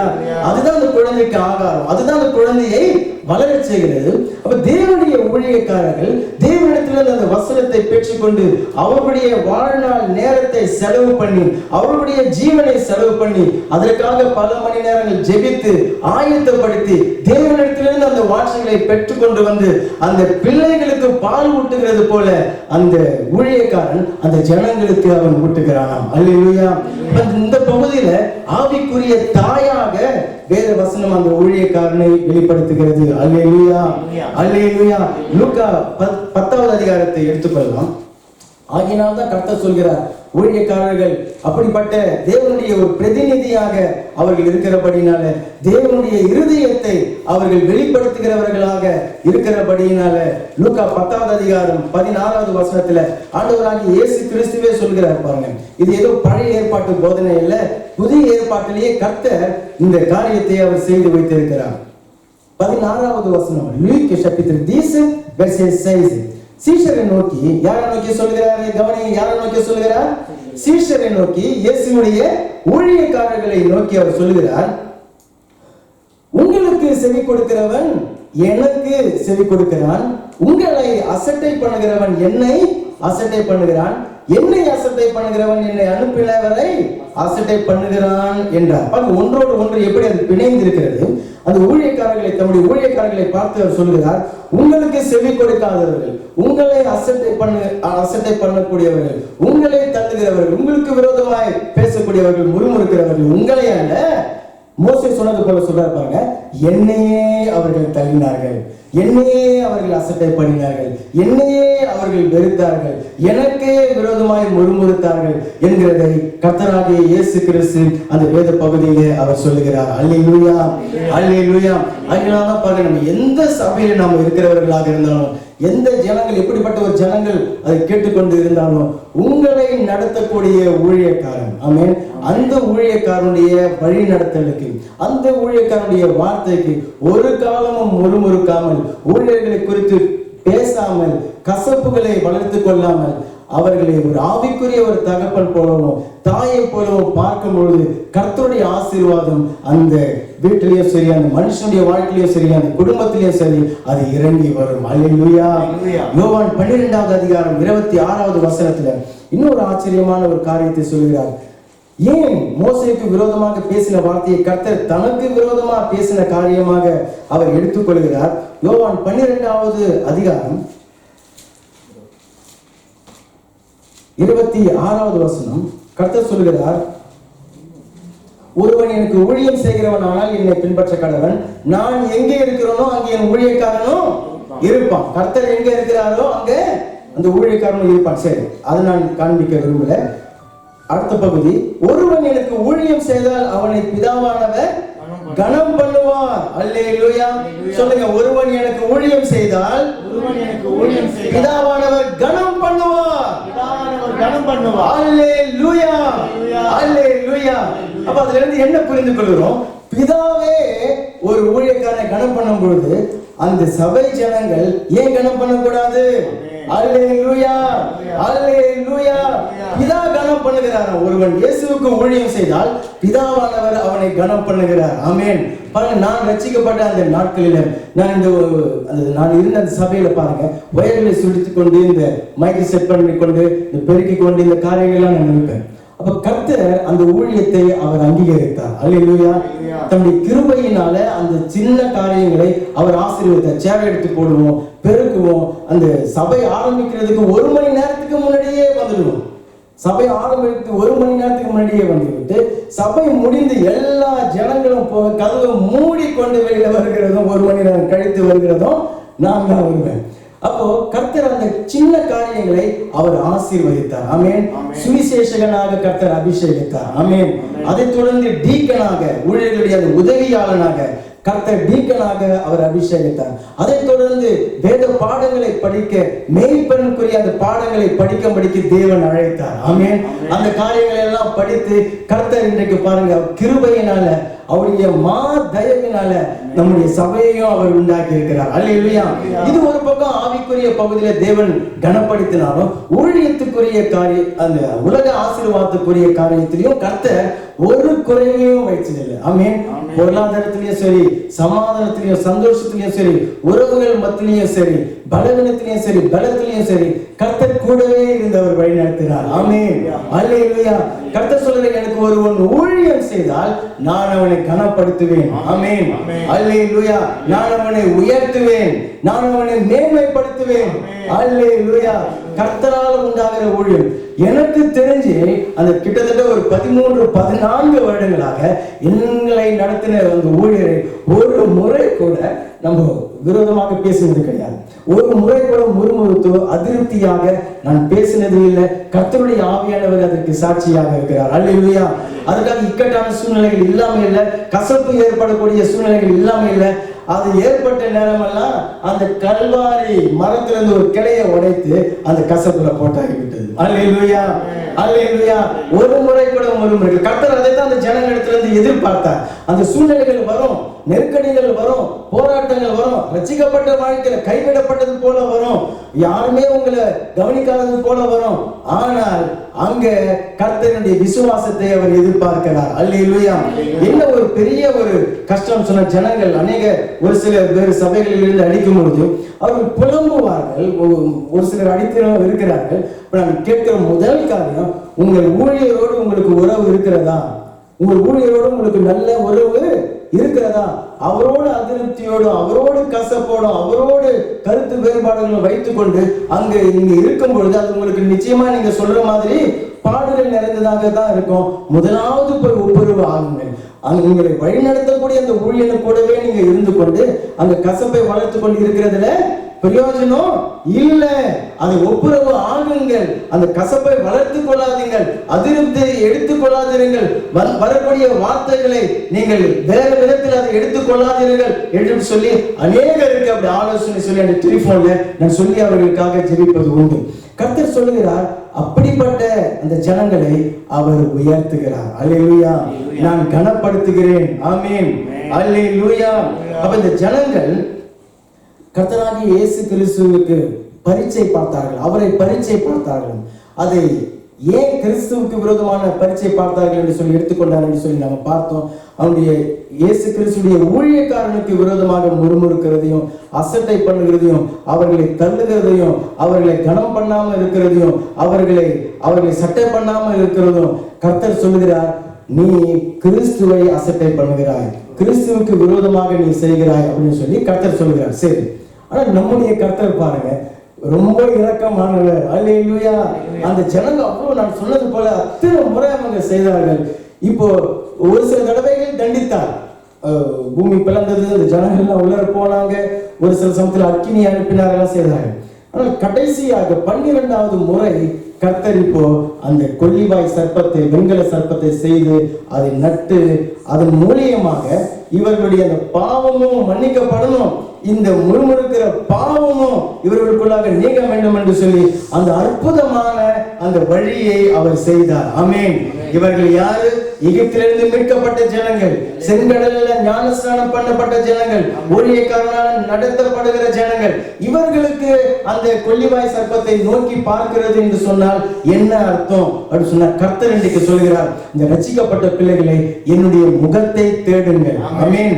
என்னுடைய முகத்தை தேடுங்கள் என்று சொல்லுகிறது தான் கர்த்தரை இன்றைக்கு நான் நோக்கி பார்க்கிறது. ஆமென். கர்த்தரை நோக்கி பார்க்கிறதுன்னு சொன்னா என்ன அர்த்தம்? கல்வாரி சிலுவையில் அவர் செய்த நன்மைகளை எண்ணி எண்ணி அவருக்கு நன்றி சொல்லுகிறது தான் அவரை நோக்கி பார்க்கிறது. அல்லேலூயா. எண்ணத்தை உண்போம், எண்ணத்தை குடிப்போம் என்று சொல்லி நீங்கள் கவலைப்படாம தேவனுடைய ராஜ்யத்தை தேடுங்கள் என்று சொல்லி சொன்னாரே, அதுதான் கர்த்தரை நோக்கி பார்க்கிறது.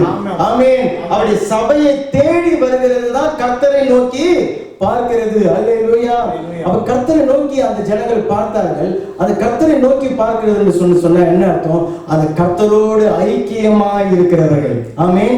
அவருடைய சரீரமாகிய சபையோடு ஐக்கியமாய் இருக்கிறவர்கள். இதைதான் கர்த்தர் சொல்கிறார், நீங்கள் நோக்கி பாருங்கள். ஆமென். நீங்க அந்த வெண்கல சர்ப்பத்தை நீங்க நோக்கி பாருங்கள். என்னென்ன நான் சொல்லியிருந்தேன் பாருங்க. அந்த நோக்கி பார்க்கிறதுன்னு சொன்னா என்ன அர்த்தம்? அவரோடு ஐக்கியமா இருக்கிறது. கல்வாரி சிலையில் அவர் செய்த நன்மைகளை சொல்லி நன்றி சொல்லுகிறது. அவரை தேடி வருகிறது. அல்லேலூயா. அவரை தேடி வருகிறது. வேற என்ன சொல்லியிருந்தேன்? அவருடைய முகத்தை நாம தேடுகிறது. இந்த முகத்தை தேடுகிறதுல தான் வேத வாசிப்பு, நம்முடைய தண்ணி ஜெபம், இது எல்லாமே வருகிறது பாருங்க. இது யாருக்கு? எகிப்திலிருந்து வந்த ஜனங்களுக்கு, மீட்கப்பட்ட ஜனங்களுக்கு, செங்கடல் வழியாக ஞானஸ்நானம் பண்ணப்பட்டு மோசே என்கிற ஒரு ஊழியக்காரனால் நடத்தப்படுகிற அந்த ஜனங்களுக்கு கர்த்தர் சொல்கிறார், இன்றைக்கும் அந்த உயர்த்தப்பட்ட வெண்கல சர்ப்பத்தை நீ நோக்கி பார். அல்லேலூயா. அப்போ அதிலிருந்து உனக்கு ரட்சிப்பு உண்டாகும். ஆமென். என்ன ரட்சிப்பு உண்டாகும்? அந்த கல்வாரி சிலுவையை இன்றைக்கு நான் நோக்கி பார்க்கும்போது அங்கு என்ன சாயலை பார்க்கிறேன்? அன்றைக்கு அந்த வெண்கல சர்ப்பத்தின் சாயலை பார்த்தார்கள். இன்றைக்கு ரட்சிக்கப்பட்ட எனக்கு எந்த சாயல் அந்த கல்வாரி சிலுவையில தெரிகிறது? எடுத்து வாசிக்கலாம். பிலிப்பியர் புஸ்தகத்துல 2வது அதிகாரம், பிலிப்பியர் புஸ்தகத்துல 2வது அதிகாரம். நோக்கி பார்க்கிறது சொன்னால் என்ன அர்த்தம் என்று சொல்லி பார்த்தோம். நோக்கி நான் எதை பார்க்கிறேன்? பிலிப்பியர் 2வது அதிகாரம் 8வது வசனம். இன்றைக்கு அந்த வெண்கல சர்ப்பத்தை நான் நோக்கி பார்க்கும்போது, உயர்த்தப்பட்டிருக்கிற அந்த வெண்கல சர்ப்பத்தை நாம் பார்க்கும்போது, கர்த்தர் எனக்காகவே அவர் ஆயத்தப்படுத்தி உயர்த்தப்பட்டிருந்த அந்த வெண்கல சர்ப்பத்தை நாம் பார்க்கும்படி அவர் சொல்லியிருக்கிறாரே, அங்கே பார்க்கும்போது இன்றைக்கு எனக்கு என்ன தெரிகிறது? 8வது வசனம் சொல்லுகிறது, அவர் மனுஷ ரூபமாய் காணப்பட்டு மரண பரியந்தம், அதாவது சிலுவையின் மரண பரியந்தமும் கீழ்ப்படிந்தவராகி தம்மை தாமே தாழ்த்தினார். அல்லேலூயா. இன்றைக்கு அந்த கல்வாரி சிலுவையை நான் நோக்கி பார்க்கும் பொழுது, அவருடைய முகத்தை தேடும்போது, அவருடைய சபையில வந்து அவரை ஆராதிக்கும் பொழுது, அவரோடு நான் ஐக்கியப்பட்டிருக்கும் பொழுது, செடியோடு கூட சேர்ந்த அந்த கொடி மாதிரி இணைக்கப்பட்டிருக்கும் பொழுது, கர்த்தர் சொல்கிறார், அந்த கல்வாரி சிலுவையில என்ன சாயல் தெரிகிறதா? இயேசு கிறிஸ்துவின் கீழ்ப்படிதல் எனக்கு தெரிகிறது. ஆமென். அல்லேலூயா. அவருடைய தாழ்மையை நான் அங்க பார்க்கிறேன். ஆமென். மேட்டிமைகள் அல்ல, முறுமுறுக்கிறவராக இயேசு கிறிஸ்து கல்வாரி சிலுவைக்கு அவர் செல்லவில்லை. தேவனுக்கு தம்மை முற்றிலுமாக கீழ்ப்படிந்தவராக அவர் அந்த கல்வாரி சிலுவைக்கு அவர் சென்றார். ஆமென். அவருடைய சாந்த குணம், அவருடைய மனத்தாழ்மையை அங்க நம்ம பார்க்கிறோம். தேவனுக்கு அர்ப்பணித்த அந்த இயேசு கிறிஸ்துவை தான் கல்வாரி சிலுவையை நான் பார்க்கிறேன். அல்லேலூயா. வெண்கல சர்ப்பத்துக்கு அதெல்லாம் கிடையாது பாருங்க. சர்ப்பம் அதெல்லாம் செய்யாது. இங்க உயர்த்தப்பட்டிருக்கிற வெண்கல சர்ப்பம் கர்த்தராகிய இயேசு கிறிஸ்துவுக்குள்ளாக அவருடைய கீழ்ப்படிதலை நான் நோக்கி பார்க்கும்படிக்கு வேதம் எனக்கு சொல்லுகிறது. அவருடைய மன தாழ்மையை நோக்கி பார்க்கும்படிக்கு சொல்லுகிறது. அவருடைய அர்ப்பணிப்பை நோக்கி பார்க்கும்படிக்கு நமக்கு சொல்லுகிறது. தேவனுடைய சித்தத்தை நிறைவேற்றுவதே அவருடைய போஜனமா இருந்தது என்று சொல்லி சொன்னாரே, அதை நோக்கி பார்க்கும்படிக்கு நமக்கு சொல்லுகிறது. அல்லேலூயா, அல்லேலூயா. அப்படி நான் நோக்கி பார்க்கும் பொழுது இன்றைக்கு எனக்கு என்ன ஆகும்? அன்றைக்கு அந்த ஜனங்கள் நோக்கி பார்க்கும் பொழுது அவர்கள் மரணத்திலிருந்து விடுதலையானார்கள். நம்ம மரணத்திலிருந்து விடுதலை ஆக்கப்பட்டவர்கள், சர்ப்பத்தின் விஷயத்திலிருந்து நீக்கப்பட்டவர்கள். ஆனால் இன்றைக்கு எனக்குள்ளாக இருக்கக்கூடிய தேவனுக்கு பிரியமில்லாத கிரியைகள் அதன் மூலமாக நீங்கி போகும். ஆமென். முறுமுறுப்புகள் நீங்கி போகும். அசட்டை பண்ணுகிறது நீங்கி போகும். தேவனுக்கும் அந்த மோசேக்கும் விரோதமா முறுமுறுத்த அந்த காரியங்கள் அங்கே நீங்கி போகும். காரணம் வேதம் சொல்லுகிறது பாருங்க, அந்த கர்த்தருடைய சாயலை சொல்லுங்க எல்லாரும் சேர்ந்து, கர்த்தருடைய சாயலை, கர்த்தருடைய சாயலை கண்ணாடியில பார்க்கிறது போல கண்டு, கண்ணாடியில பார்ப்பதை போல கண்டு, அந்த சாயலாகத்தானே, அந்த சாயலாகத்தானே ஆவியாய் இருக்கிற கர்த்தராலே, ஆவியாய் இருக்கிற கர்த்தராலே மகிமையின் மேல மகிமை அடைகிறோம். மகிமையின் மேலே மகிமை அடைகிறோம். கரங்களை தட்டலாமா? அல்லேலூயா, அல்லேலூயா. அந்த கர்த்தருடைய சாயலை வேத வசனங்களில, வேத வார்த்தைகள் இன்னைக்கு நான் காண்கிறேன். காரணம், இன்னைக்கு வெண்கல சர்ப்பம் தொங்கிக் கொண்டிருக்க இல்லை. இயேசு எங்க உயர்த்தப்பட்டிருக்கிறார்? இன்றைக்கு இயேசு எங்க உயர்த்தப்பட்டிருக்கிறார்? அவருடைய சுவிசேஷ சத்தியத்தில, அவருடைய வேத வார்த்தையில கர்த்தர் உயர்த்தப்பட்டிருக்கிறார். ஆமென். அவன் கர்த்தருடைய சாயலை நான் கண்ணாடியில பார்க்க பார்க்க பார்க்க, கர்த்தருடைய சாயலை இந்த சபையில வந்து ஆராதிக்க ஆராதிக்க ஆராதிக்க, அவரோட ஐக்கியப்பட்டு நான் இணைந்திருக்க ஒன்று நடக்கும். என்ன நடக்கும்? எனக்குள்ள ஆவியானவர் இருக்கிறார் பாருங்க. அந்த ஆவியானவர் நான் கர்த்தருடைய சாயலை எப்படிப்பட்டவராக நான் பார்த்தேனோ அந்த சாயலை அந்த ஆவியானவர் எனக்குள்ள உருவாக்குகிறார். மகிமையின் மேல மகிமை, ஜீவனுக்கு மேலாக ஜீவன், பரிபூர்ணத்துக்கு மேலாக பரிபூர்ணம். அல்லேலூயா, அல்லேலூயா. கரங்களை தட்டி கர்த்தருக்கு நம்ம மகிமையை செலுத்தலாமா? நோக்கி பார்க்கும் பொழுது நீங்கள் பிரகாசம் அடைவீர்கள். நோக்கி பார்க்கும் பொழுது பிரகாசம் அடைவீர்கள். நீங்கள் வெட்கப்பட்டு போவதே இல்லை. அல்லேலூயா. காரணம், கர்த்தர் ஏன் அப்படி வைத்திருக்கிறார்? காரணம், அப்படிப்பட்ட அந்த ஜனங்களை கொண்டு கர்த்தர் தம்முடைய சபையை கட்டுகிறார். ஆமென்.